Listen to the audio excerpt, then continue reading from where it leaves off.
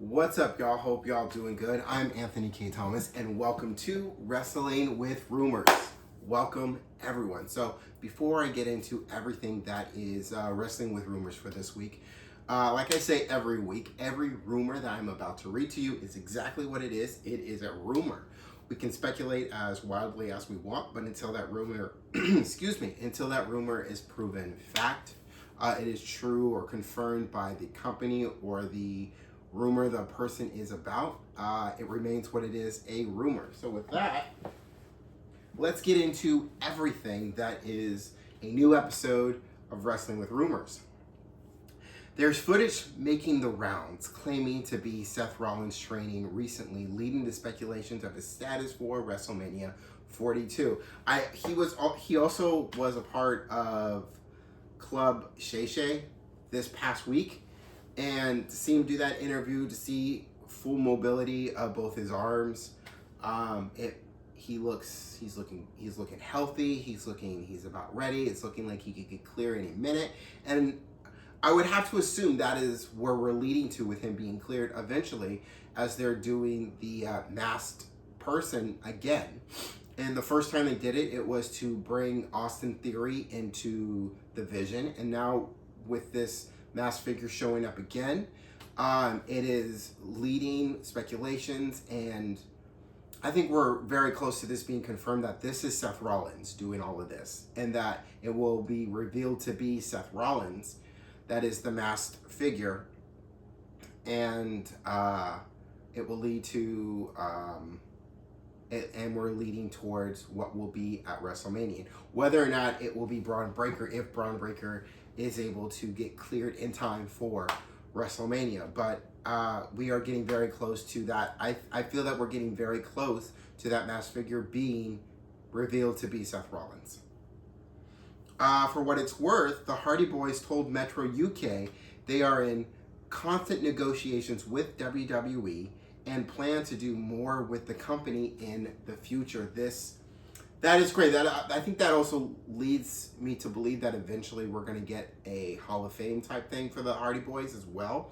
But I feel like something that involves the Hardy Boys on a Raw or a SmackDown going after tag team championships at least one more time on both Raw and SmackDown. Eventually, it leads to speculate, leading to something big, something memorable, something nostalgia for the Hardy Boys in WWE. So whatever that is, I am all for it, and I'm looking forward to it.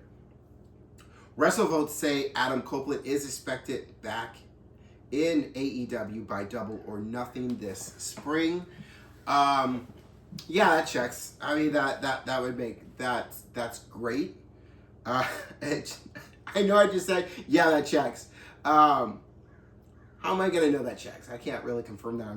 But as far as how I feel that is the right amount of time. I feel that everything that Adam Copeland is doing off of AEW, I feel that he's just about done, and he should be coming back very soon.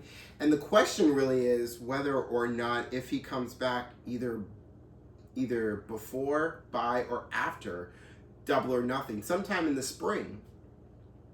Is it just going to be him, or is he going to be doing something or is that going to bring Christian Cage back on television? Because we hadn't seen Christian Cage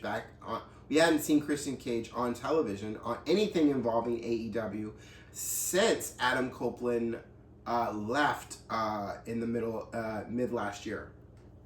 So I wonder if when Adam Copeland comes back, does that mean Christian Cage is coming back as well? David Finlay's contract with New Japan Pro Wrestling has expired, and he's a free agent, says Fightful Select. He's also drawing interest everywhere. He is. WWE wants him. I believe TNA wants him. I know AEW definitely wants him. Depending on where he goes next, it feels like WWE. I mean, he does have a brother in NXT right now that is joined forces with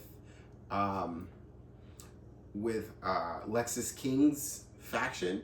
So it could when his brother said that he had to make a call, it could have been David Finlay that he was calling to join this faction, which is really a faction of next generation stars, which is pretty cool. It kind of reminds me of what Legacy was with Randy Orton, Ted DiBiase Jr., and Cody Rhodes at that time.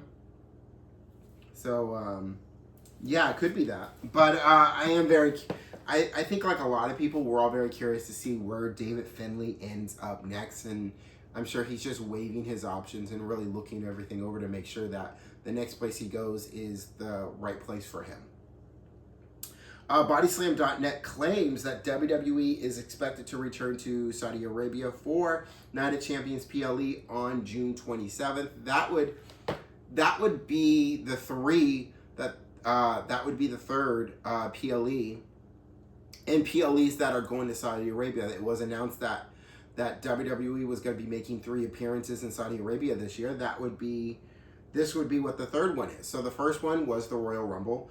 The second one would be this Night of Champions in Saudi Arabia, and then the third one would be the usual stop they make towards the end of the year around October. Around October into November. No, it'd be in October. Sorry, it would definitely be in October for Crown Jewel. Would be the third spot. Would be the third time in Saudi Arabia. So that would make it the 3. Royal Rumble, which already happened, the Night of Champions, and then Crown Jewel. It hasn't been confirmed yet, but that makes the most sense. And when they talk about going to Saudi Arabia 3 times this year, that would make sense that Night of Champions would be that third pay-per-view to round out the 3 PLEs that will be in Saudi Arabia this year. Per votes, a new WWE documentary on Shawn Michaels has been completed and will premiere soon. The question is where. If this documentary has really happened and it's done, which I'm sure it has because cameras always all over the place. But the question is where. I would suspect Netflix. I would think Netflix is where the Shawn Michaels pay-per-view would end up, but I wouldn't be surprised if it ends up on ESPN as well to give people a little bit more for their money instead of just because a lot of people who are paying the $29.99 a month for ESPN to watch those PLEs are not really using it for anything else but those PLEs. So it would make the most sense to give a little bit more for your money with this Shawn Michaels documentary. But I would not throw it past them or be shocked if it ends up on Netflix because Netflix makes the most sense to put a documentary, especially a WWE documentary. The Observer indicates that injured WWE stars Seth Rollins and Braun Breaker are rehabbing their asses off to return as soon as possible. As I stated before in the beginning, yes, that about trying to get cleared in time, whether or not Braun Breaker will be able to. I really believe as young as Braun Breaker is, and as much as Seth Rollins is in his prime, I feel that it is a race to WrestleMania. It is a race to get to March. I think if they can get to March and get cleared in March, then they can really start to build towards WrestleMania, and that gives them enough time to continue to build and really get the ball rolling because once we get past, because this Saturday is Elimination Chamber, and once we get past Elimination Chamber, once the crate opens, once we know who wins the Chamber and all this stuff, once everything is set as far as finished with the Elimination Chamber, we'll have a better idea of how things are going to be looking for WrestleMania. As we get into March, I'm hoping that as hard that Rollins and Breaker are rehabbing and working out to get cleared in time. I'm hoping that they're able to get cleared in time sometime in March, within the first 3 weeks of March, because that would be great if that happens. But we will see. On his WWE farewell vlog, if you haven't seen AJ Styles' vlog, go ahead and check it out. It's on the WWE YouTube channel, and it's the whole day leading to and after his match against Gunther at the Royal Rumble. Anyway, AJ Styles said he originally planned to retire last year at WrestleMania 41. That would have been a good way. That would have also been a good way to say goodbye at WrestleMania 41. But plans changed after he suffered a major injury. Exactly. He then decided to retire at the same event where he made his WWE debut in 2016, the Royal Rumble, which also lucked out for him that's where he also wanted to do it. I like that he was able to do it there, because it made sense. You finish your WWE career where you started it 10 years ago at the Royal Rumble. It would have been cool if it was the Royal Rumble in America and not in Saudi Arabia. No offense to Saudi Arabia. It's. I think it would have been. I think based on the crowd, I think would have been. It would have been a different crowd. I think it would have been a more appreciative crowd than the one in Saudi Arabia. No offense, no diss to Saudi Arabia and the crowd. That's just how I'm looking at. That's just how I'm looking at that. I just feel like a crowd here in America would have been a lot more different. It would have been the same kind of crowd like it was at WrestleMania 30 when Brock Lesnar defeated The Undertaker, defeating the streak, being the first one to beat The Undertaker and defeating the streak.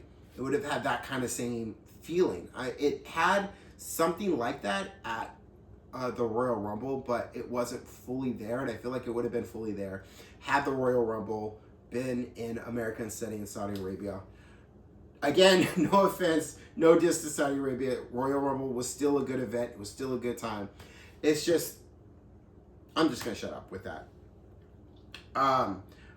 But we got AJ Styles tribute show Monday, and how that goes, what he will say, what will happen as far as Gunther, because of course Gunther's gonna most likely show up.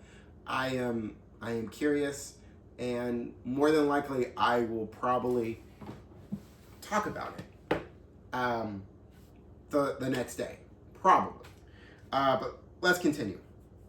F4W Online's Dave Meltzer mentioned that Kenny Omega is trying to make a deal where he can leave his Capcom commitments in Japan on March 14th so that he can make an appearance at the AEW Revolution pay-per-view the next night in Los Angeles. He likely won't be booked for a match or advised for an appearance at Revolution, just in case he can't make it. I think for him to try to make it, it will more than likely involve something with Swerve Strickland. Now I don't. Depending on what Swerve Strickland will be doing at Revolution, I'm feeling that it will involve that in some form, but we will see. Two things I want to quickly mention before this is over. Two things really quick. Let's talk about this past Friday SmackDown. Two things from this past Friday SmackDown. First, Charlotte Flair. Charlotte Flair was part of an Elimination Chamber qualifying match, triple threat, and Charlotte Flair didn't win. It was Kiana James who won. Now, I went into this triple threat match thinking that it was going to be Kiana James. It was going to be Charlotte Flair that was going to win this match, because I had it all planned out in my head that Charlotte Flair would qualify for the Elimination Chamber match. She would win the Elimination Chamber match, and then she would go on to WrestleMania and face Jade Cargill for the WWE Women's Championship. They've been teasing it for a while now, and it felt like that is where we were getting to. We were getting to a Charlotte Flair versus Jade Cargill for the WWE Women's Championship. We're all ready for it. We're all ready for that match. That is what we want to see. We're ready for it. But instead, Kiana James snuck in there and pinned Charlotte Flair while Charlotte Flair had Nia Jax in the figure 8 and won the match. Kiana James is going into the Elimination Chamber as a wild card in that match. So, wow, I did not see, I honestly didn't see it coming. Good for Kiana James, but it was a shock. And she is definitely the expect the unexpected type of wrestler that we didn't see coming. I feel like when she does win the WWE Women's Championship, because I can picture her winning the WWE Championship and no one see it coming that she wins. Like, it'd be like the same kind of shocking moment we got when JC Jane defeated Stephanie Vaquer for the NXT Women's Championship. I feel like it will have that kind of shock value to it, that we didn't see it coming. And I feel like that could be the same thing for Kiana James if she gets into that kind of position where she shocks everybody by winning the Elimination Chamber, goes on to WrestleMania, and then shocks everyone again at WrestleMania by defeating Jade Cargill. I think that would shock a lot of people, including myself. So, but I'll be sitting here saying we cannot sleep on Kiana James. We know what she did in NXT. She's a former NXT Tag Team Women's Champion. She did some good things. She did some really good things. She had some good matches in NXT, and we can't be sleeping on her. I'm guilty enough to have slept on her, but I'm going to be paying attention to her a little bit more carefully now. Absolutely. Second and last thing I want to talk about is that Randy Orton versus Aleister Black also was a match that I didn't expect to see happening as soon as it did. I felt that it happened too soon, but I think there is a method to this madness, because after that match, during that match, as the ref was distracted, didn't see anything, we had Drew McIntyre show back up, and he's kind of been off. He was off and on the show all night on SmackDown, but he rushes ringside and hits and smacks Randy Orton with his WWE Championship belt, knocking Randy Orton out, barely standing. Here comes Aleister Black, hits the Black Mass, and gets the win. That was an assist, nice assist from Drew McIntyre to Aleister Black to get the win over Randy Orton. I feel like in this method of this madness, that I think that we've only just seen the beginnings of this, the beginnings of something between Aleister Black and Randy Orton. But now Randy Orton's going to be looking to get a receipt on Drew McIntyre for what he did in costing him the match. So I feel that there's more to come. Although I feel that Aleister Black versus Randy Orton match was too soon, that I felt that they should have just kept building and teasing to get to WrestleMania, really let it play out, really let it cook a little bit longer, leave it in the oven for a little bit longer. I feel that doing this, I still feel that we're still possibly still going to get that match at WrestleMania between Aleister Black and Randy Orton. We will just have to wait and see how everything plays out at the Elimination Chamber and after, because after Elimination Chamber, it's a straight shot to WrestleMania. So we'll look to see what's going on with that. Cody Rhodes did come out after Drew McIntyre hit Randy Orton, and then chased after Drew McIntyre. So that was a little thing right there. There is so much going on. And one other thing I want to add is I see two. I saw a second vision in my head where the first one is how things can lead to WrestleMania with Drew McIntyre and Cody Rhodes and Jacob Fatu, how that becomes a triple threat. But now I flip the coin, and now I can see a possible scenario where a triple threat, where a one-on-one turns into a triple threat, turns into a fatal four-way, and Sami Zayn injects himself into that WWE Championship madness after that confrontation between Cody Rhodes and Sami Zayn. Even though Sami Zayn apologized to Cody Rhodes, that anger, that frustration that Sami Zayn has of getting so close, but just not being able to punch that ticket, not being able to cash in the chips.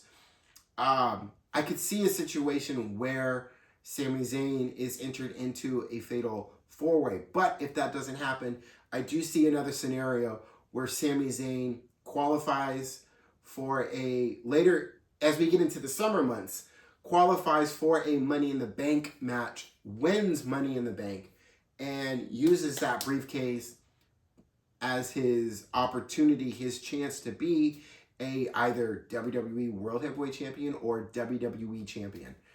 So there's a story there.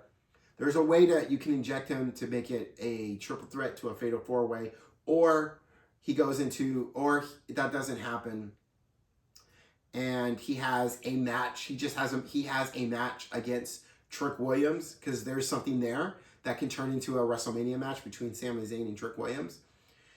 And then we start to get into the summer, into June, and a Money in the Bank feels like a last option for Sami Zayn to get in, win the briefcase, and cash it in to become a champion, to become that WWE or that world champion. There's a few doors to open for that. So, and I'm excited for it. We're deep into the road to WrestleMania. We got Elimination Chamber this Saturday. So much to look forward to this week alone in professional wrestling, with WWE, with NXT, with AEW, with TNA. It's going to be another good week. And with that, I am Anthony K. Thomas. This has been Wrestling with Rumors. I appreciate all you for watching, for listening. If you haven't yet, go ahead and hit that subscribe button so you can keep up when all new episodes of Wrestling with Rumors drops, which is every Sunday. Every Monday through Saturday is the daily edition of Rumor of the Day. And go ahead and hit that thumbs up, and leave a comment about anything with wrestling, as far as the rumors, your ideas, your pitches, your speculations. I want to hear all of it. But I appreciate you all for watching, for listening, and until the next one, don't forget to take care of yourselves. Hope all you have a good week, and I will see you on the next one. Peace, y'all.